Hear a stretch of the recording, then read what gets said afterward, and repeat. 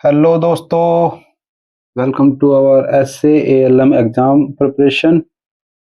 मैं आपका साथी मोहित एएलएम आज आपके सामने चैप्टर 10 सोल्डरिंग को लेकर आया हूं।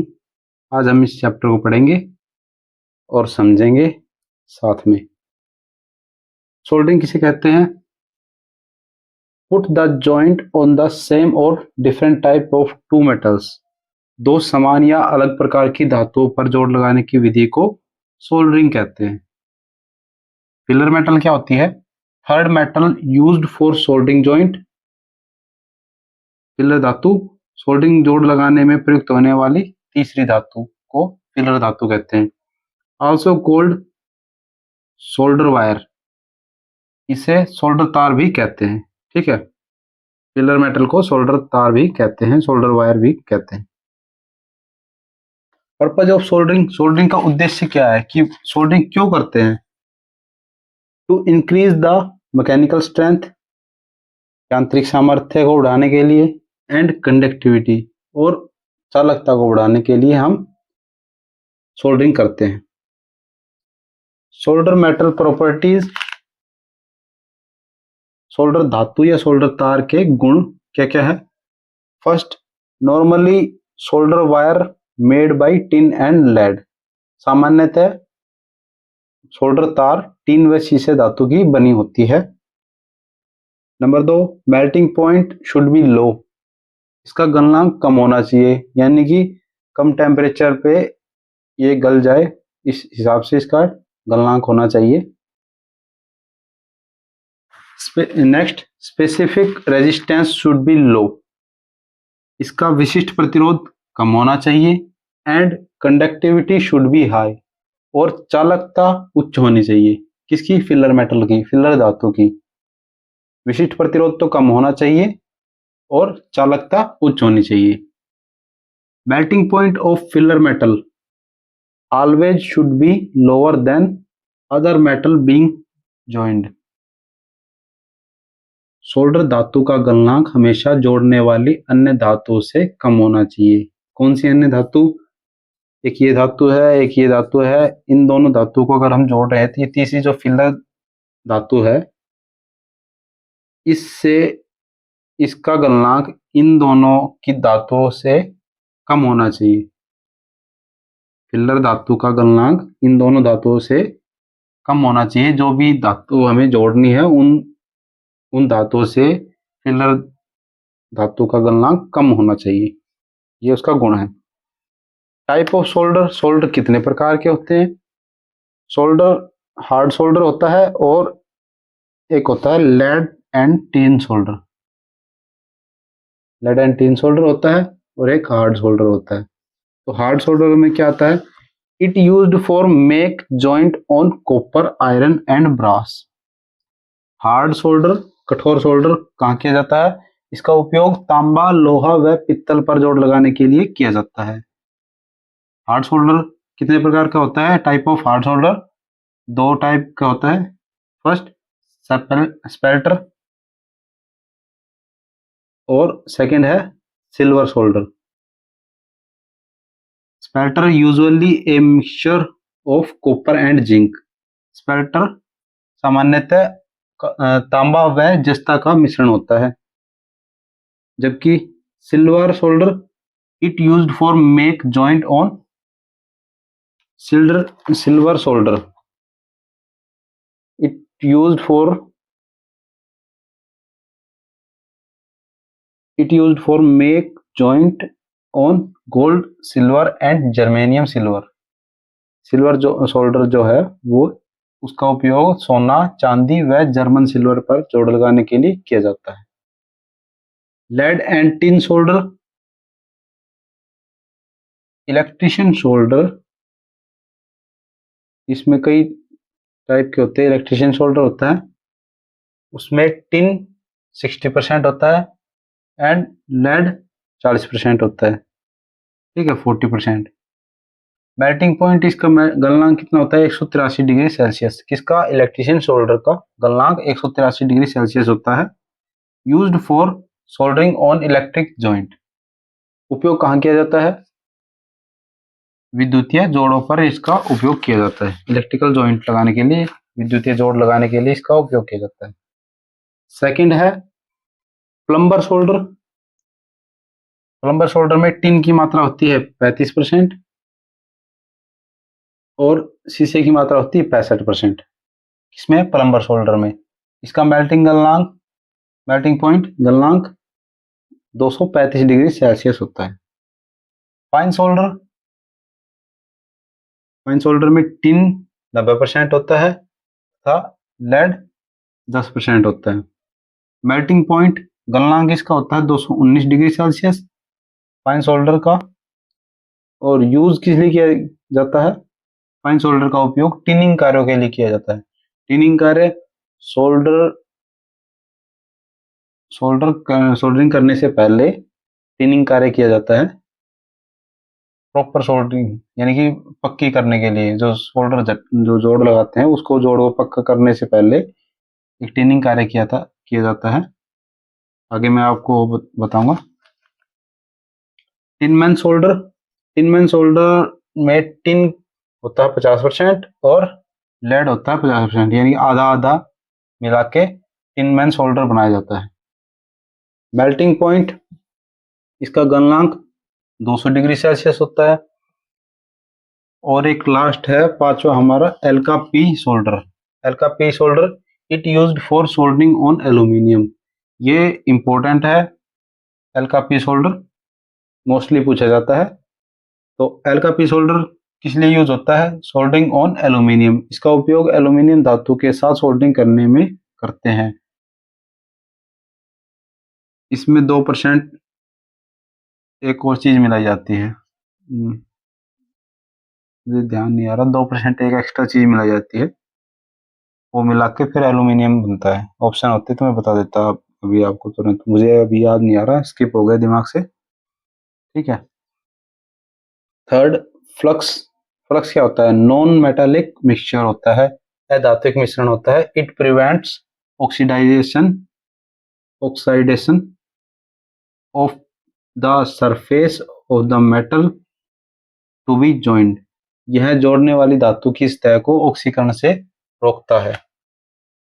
कौन रोकता है? Flux.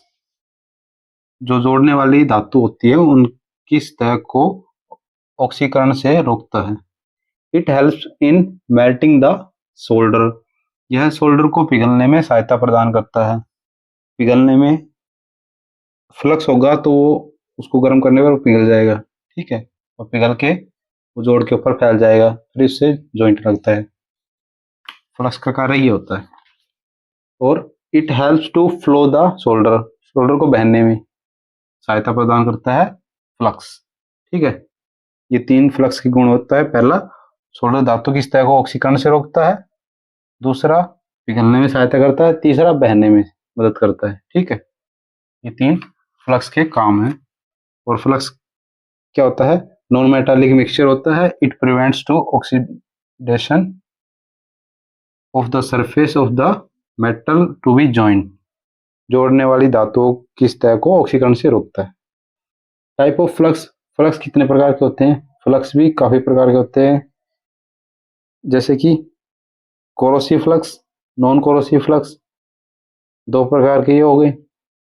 High amount of acid and alkali such as zinc chloride, nitrate, hydroxide acid. Corrosive flux अम्ल व क्षार की मात्रा अधिक होती है कोरोसिव फ्लक्स में, जैसे जिंक क्लोराइड, नौसाद्र, हाइड्रोक्लोरिक अम्ल। इनमें अम्ल व क्षार की मात्रा ज्यादा होती है, उसे कोरोसिव फ्लक्स बोलते हैं। Non corrosive flux, it does not contain acid and alkali such as tarpon oil and borax etc. Non corrosive कौन से होते हैं फ्लक्स? इनमें अम्ल व क्षार की मात्रा नहीं होती, जैसे कि तारपीन का तेल और सुहागा। ठीक है। अब उनका क्लासिफिकेशन किया गया है फ्लक्स का, किसके आधार पर? यूज के आधार पर। क्लासिफिकेशन ऑन देयर यूज, उपयोग के आधार पर उनका वर्गीकरण। जैसे कि फर्स्ट, रेजिन है। Resin it used in the soldering of electrical joint. Resin, इसका उपयोग विद्युतीय जोड़ों की सोल्डरिंग में होता है। ठीक है। सेकंड आ गया बोरेक्स। बोरेक्स यानी कि सुहागा या बोरेक्स, हिंदी में आ जाए सुहागा या बोरेक्स। उसका उपयोग सोल्डरिंग ऑफ गोल्ड यानी कि सोने की सोल्डरिंग में, सोने चांदी की सोल्डरिंग में इसका उपयोग किया जाता है। Zinc chloride, soldering of brass, bronze, copper and cast iron. Zinc chloride कौन सा, जिंक क्लोराइड फ्लक्स कहाँ यूज होता है? तांबा, पित्तल, कांसा व ढलवा लोहे की सोल्डरिंग में जिंक क्लोराइड फ्लक्स यूज होता है।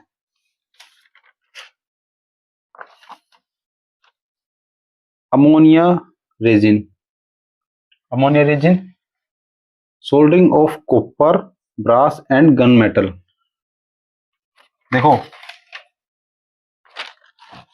Soldering of brass, bronze, copper and cast iron, यानी कि ब्रॉन्ज, कॉपर और ब्रास।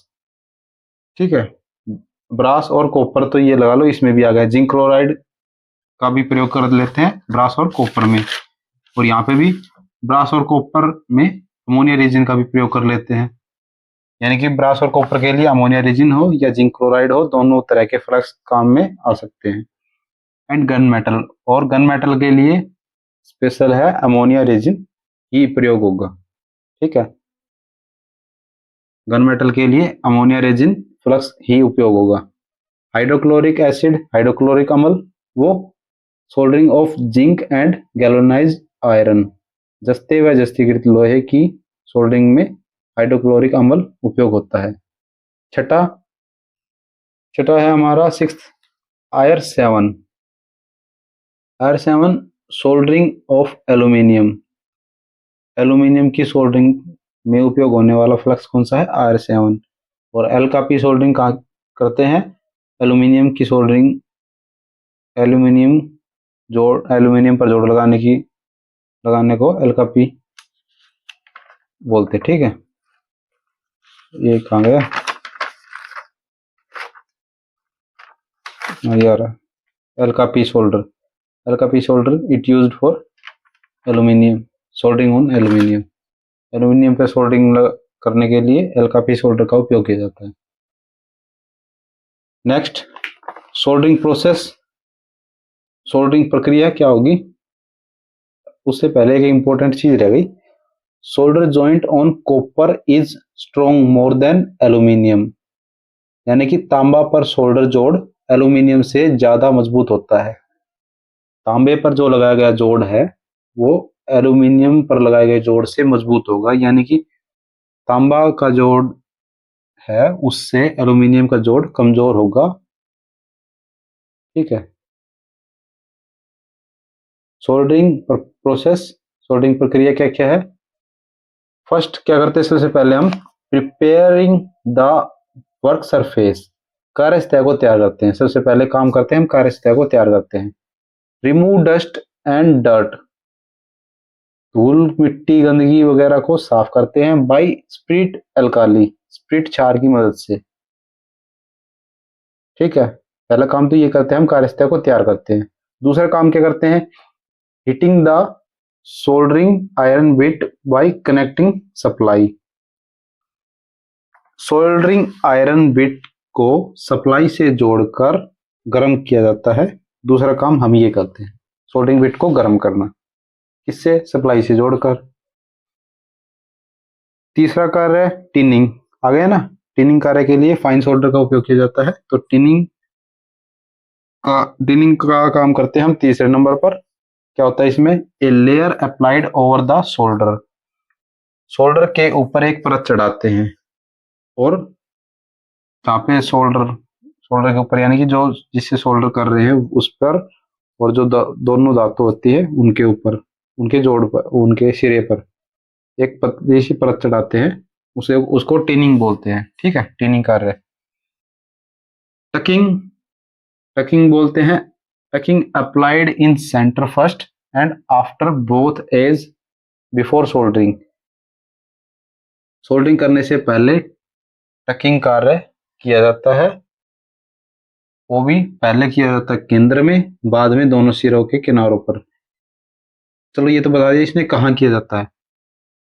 होता क्या है टकिंग? टकिंग होता है एक बार कोई छोटा सा शोल्डर करके या छोटा सा जोड़ लगा के टिकाऊ, मतलब देखने के लिए, हाँ यहाँ पे सही है या नहीं है, यहाँ पे धातु सीधी है नहीं है, किसी तरीके से कोई भी ऊपर नीचे करना हो, उसको थोड़ा फेरबदल करना हो, तो उसके लिए एक छोटा सा पहले लगाया जाता है, हल्का सा टाका लगाया जाता है कि हाँ ये ठीक है अब यहाँ पे, फिर उसको पक्का किया जाता है। तो इसलिए टकिंग होता है पहले सेंटर में करके फिर साइड में किया जाता है। टकिंग, हल्का सा टाका लगाने को टक करना, टकिंग करे उसको बोलते हैं, ठीक है। उसके बाद floating flux applied on the inner and outer surface of the joint. और फ्लोटिंग लास्ट में करते हैं, यानी कि जो शोल्डर होता है उसको हम उसके चारों तरफ फैला देते हैं या जोड़ में अच्छे से फैला देते हैं। जोड़ के आंतरिक व बाहरी सतह पर फ्लक्स को लगाया जाता है। ये लास्ट हमारा प्रोसेस होता है, ये पूरा हमारा प्रोसेस होता है, लास्ट स्टेप ये होता है, ठीक है। नेक्स्ट नंबर 6, डीप सोल्डरिंग क्या होती है? Deep soldering use in manufacturing, उत्पादन कार्य में डीप सोल्डरिंग का उपयोग किया जाता है। And soldering on printed circuit board, PCB, printed circuit board पर सोल्डरिंग करने के लिए व उत्पादन में सोल्डरिंग करने के लिए डीप सोल्डरिंग का उपयोग किया जाता है, ठीक है। 7, सोल्डरिंग मेथड, सोल्डरिंग की विधियां कौन कौन सी है? फर्स्ट है by soldering iron, soldering iron के द्वारा सोल्डरिंग करना। वो इसमें क्या होता है, जर्नल वाटेज होती है, सामान्यतः वाट क्षमता होती है उसकी 25 वाट, 30 वाट, 40 वाट, 65 वाट, 125 वाट, 250 वाट, 500 वाट, इतने वाट शक्ति की सोल्डरिंग आयरन के द्वारा सोल्डर किया जाता है। नेक्स्ट है blow lamp, by blow lamp, blow lamp के द्वारा copper bit is heated by blow lamp, copper bit को ब्लो लैंप की सहायता से गर्म करते हैं, उसके बाद सोल्डरिंग कार्य को शुरू कर देते हैं, ठीक है। Third, by soldering port and ladle, soldering पात्र व कड़छी के द्वारा। कैसे?